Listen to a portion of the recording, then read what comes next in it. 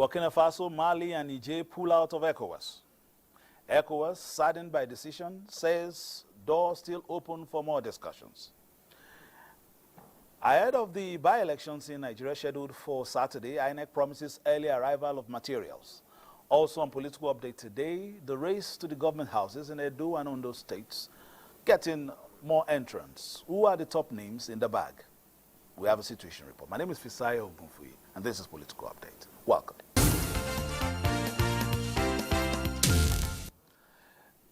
Over the weekend, the military regimes in Burkina Faso, Mali, and Niger on Sunday announced their immediate withdrawal from the Economic Community of West African States, ECOWAS, saying it had become a threat to member states. This is coming as the ECOWAS Commission says it's yet to receive any formal notification from the three member states about their intention to withdraw from the community.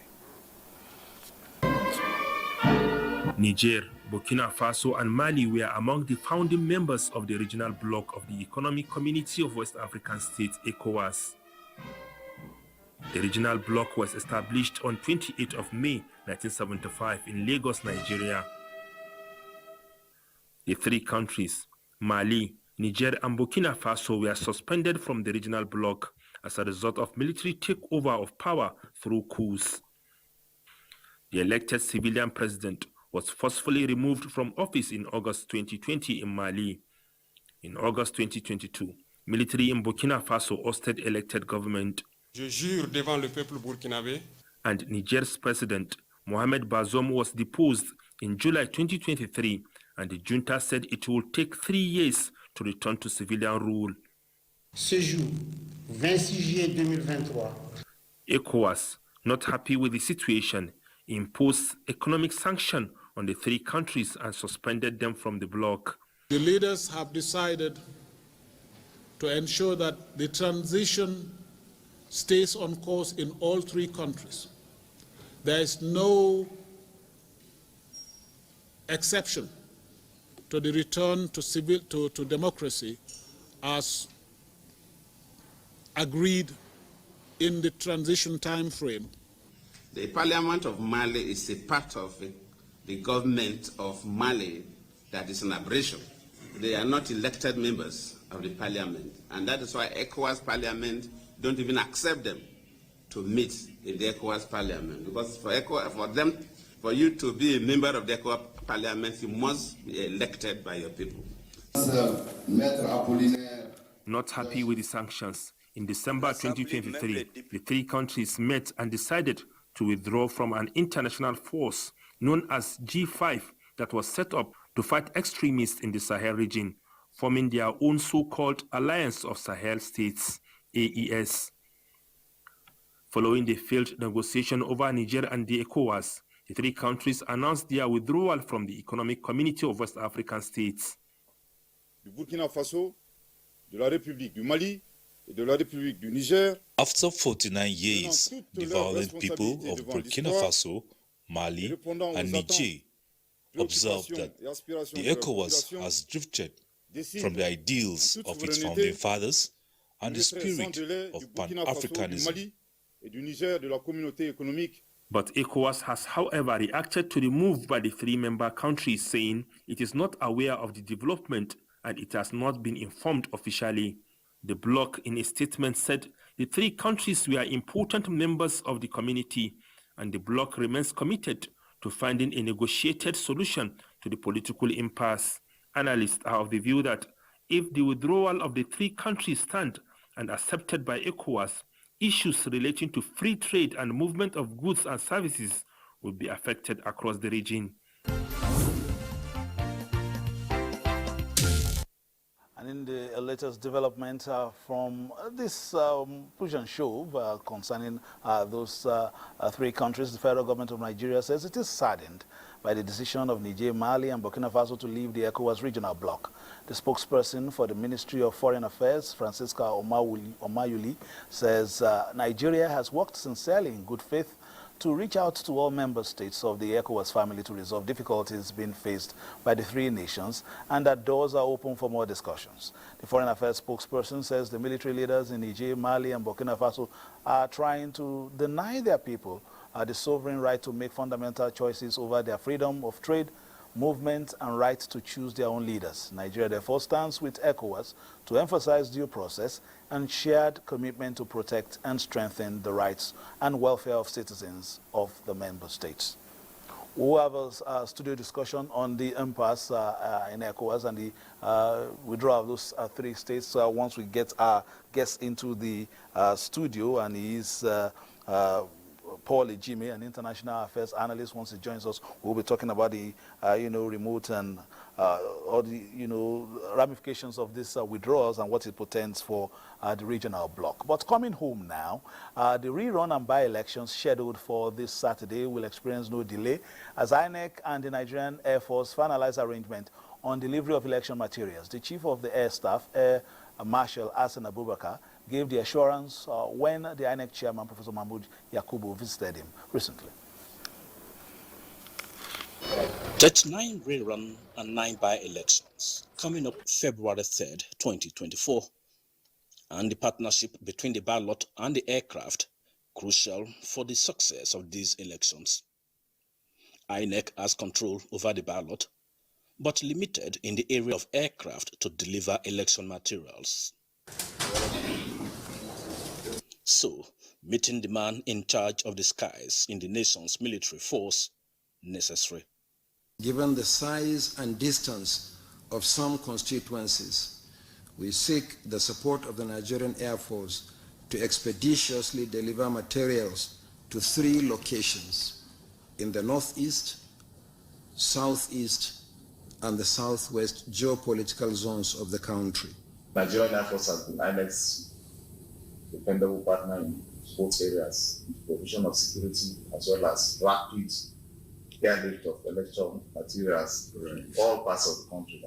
I want to assure you that we remain willing, able, and ready to continue supporting INEC. Pen dotted, warm handshake, spiced with laughter, and this positive atmosphere is expected to translate into early arrival of election materials in the 8,934 polling units in 80 local government areas in 26 states of the Federation.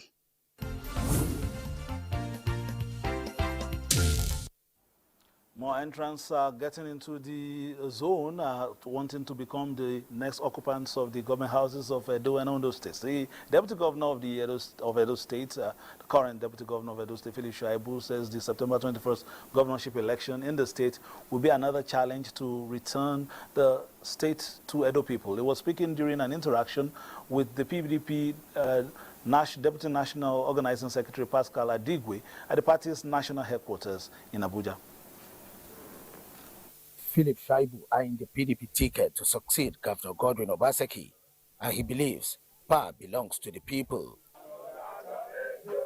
This visit to the party secretariat presents him an opportunity to inform the leadership of party that some of them have been harassed, intimidated, but that is a cross one must carry in the political journey. God will use us to make PDP remain in the door. Let there be peace. Let us maintain peace. Another PDP governorship aspirant in Edo State, Ambassador Martin Uhumoibi, a retired federal permanent secretary, also visited the party's national headquarters in Abuja, urging a transparent primary election. If the party wants the best, and they give all of us a level playing field to play, but the choice is theirs to make. The recent reconciliation meeting between the PDP National Working Committee and Edo State stakeholders promised to work together towards the party's victory. More on that later, but today the Nigeria's bicameral legislature resumed or reconvened plenary with oversight of MDAs for effective implementation of the 2024 budget, topping the list of priorities. Let's take that report. Mainly is to keep our eyes on the ball. We are going to start that from day one to make sure that nobody delays anything on a stable. As a permanent secretary, we are watching you. As a minister, we are watching you. As the Director General of MDA, we are watching you to make sure that we meet the needs of Nigerians. If it is not implementing it the way Nigerians are expecting. No, it's not going to happen. We are going to sharpen our oversight this time around. The agencies that have been provided funds in the budget function in line with those provisions that have now become a law for everyone to follow. The issue of local government autonomy will be revisited so that the local governments will have the full autonomy to deliver dividends of democracy. State police will also be revisited, especially against the avalanche of the problem of insecurity that we have. Create special seats for women so that they can be part and parcel of the decision-making process. There are a lot of bills, there are a lot of motions. These are the manifesting year. The bills that we have first reading, this year we are going to have the first and the second reading, and you know the time is good, and it's going to be this year, most of the bills.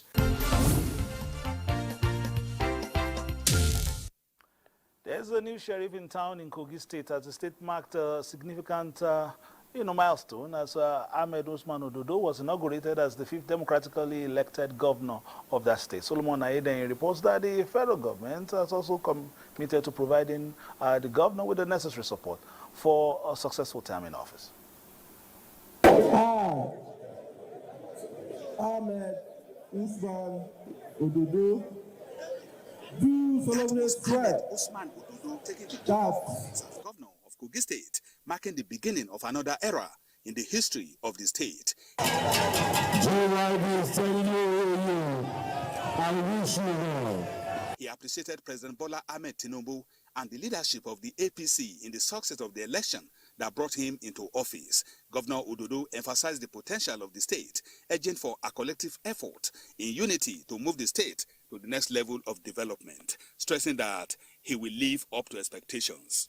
As your governor, I do not take for granted the euphoria that greeted our victory in the last governorship election. I pray for God's guidance in delivering a viable performance that matches the huge expectation of the good people of Kogi State, who voted overwhelmingly for us and our great party, the All Progressive Congress. Vice President Kashim Shettima, who described the day as an account of the stewardship of the former governor, Yahaya Bello, emphasized the commitment of the federal government to support the administration of Governor Ahmed Usman Ododo. Mr. President remains committed to collaborating to optimize the vast potentials of Kogi State and bring to fruition the aspirations of its illustrious people. Former Governor Yahaya Bello was conferred with the Grand Conference Silver Service Star Award in recognition of his selfless service to the development of the state. As the new journey of governance in Kogi State begins, more dividends of democracy are expected to be delivered to the people in line with the renewed hope agenda of the federal government. And still talking about elections and post-election adjudications, the democratic governance in Nigeria since 1999 has not been without daunting challenges, but each time anyone rises, either among or between political actors, the judiciary has been using its constitutional power to resolve such differences. In this report, judiciary correspondent Austin Aibe takes a look at the issues that emanated from the governorship election in Plateau State and the interpretation of the law with a view to further look into perhaps a further review of the Electoral Act 2022. The cliché Nigerian nascent democracy is fast giving way when political analysts are discussing democratic governance in Nigeria. This is because it is almost 2.5 decades that Nigeria has practiced unbroken democracy, the longest in the political history of Nigeria. Though the practice has not been without challenges, as key players have continued to throw up issues that pose constitutional questions. But such questions have always been answered by the courts. This, therefore, justifies the key role of the judiciary played in stabilizing the nation's democracy. Such landmark decisions by the judiciary abound, with events that play out after the death of the APC governorship candidate in Kogi State, Prince Abubakar Audu, in mind. The recent one is the political imbroglio in Plateau State, where all the legislators from the state, both at the state and national assemblies, from PDP lost their seats to opponents following judicial decisions terminating at the Court of Appeal, and thereafter the Supreme Court overruling the Court of Appeal, faulting its interpretation of the law in the governorship appeal. The question on the lips of many Nigerians since then is the implications of the latest decision of the Supreme Court on the legislators who lost their seats since their cases, as stipulated in the Electoral Act and the Constitution, terminate at the Intermediate Court, which is the Court of Appeal. The sui generis nature of electoral matters has also made the court functus officio. National Assembly and State Assembly elections, Section 246(3) of the 1999 Constitution as amended, is a constitutional provision, says any judgment of the Court of Appeal in National Assembly and State Assembly matters is final. The judgment and the case before the Supreme Court was simply gubernatorial election, not National Assembly election matters, not State Assembly election matters. By Order 23 Rule 4 of the Court of Appeal rules, would that review be available to them? It is all this, it throws up an interesting dynamic. That is how the law grows. It says that the judgment of the Court of Appeal is one of finality, as long as it's to the merits of the matter. It cannot be reviewed except to correct clerical errors. At least the Court of Appeal on its own cannot review it. The only other access you have is to go to the appellate system, to the Supreme Court, and ask them to review the judgment of the Court of Appeal. But for purposes of election petitions matter, which is sui generis, they are terminated in the Court of Appeal.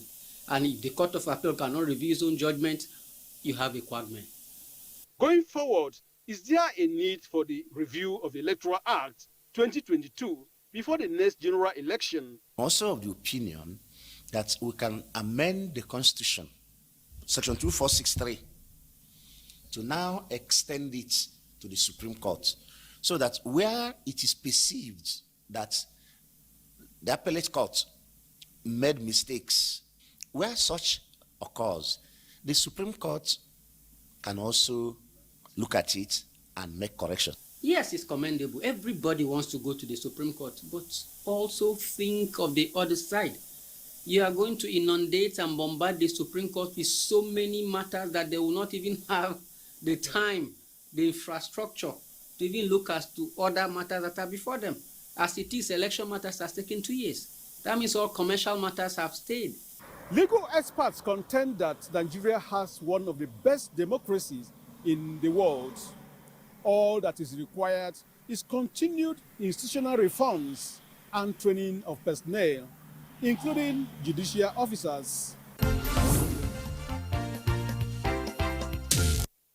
Thank you, Osnaibe, with that report. Still talking about the race of the government houses, as we told you earlier, governorship aspirants under the umbrella of the People's Democratic Party are about now submitting their forms at the National Party Secretariat, Wadata House. Our correspondent is there, Timothy Yusuf. But before he comes in with his report in our subsequent bulletins, let's recall those who have picked up forms so far and their plans for their state.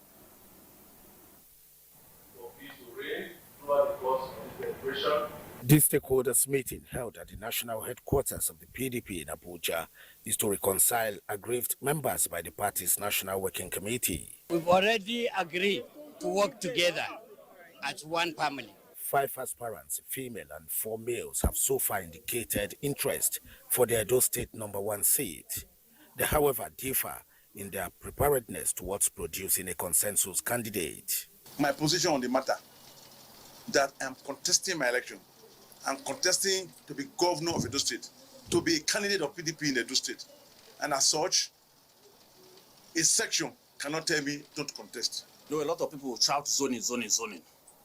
You cannot go to equity without clean hands. If there's a consensus, I will always flow with what the consensus is, what the party says. The Congress, where a governorship candidate is expected to emerge, will be held on February 22, 2024.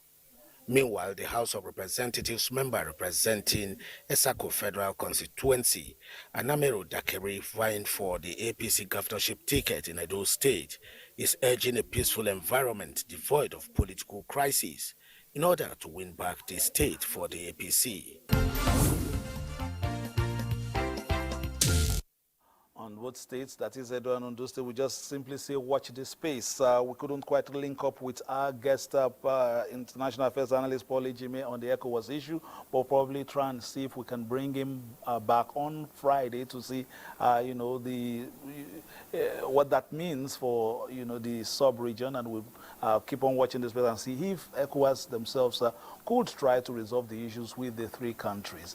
That has been Political Update today. We'll be back on Friday, but between now and then, play your politics for the greater good and keep it on the Nigerian Television Authority for news, reviews, previews, and interviews. Bye-bye now.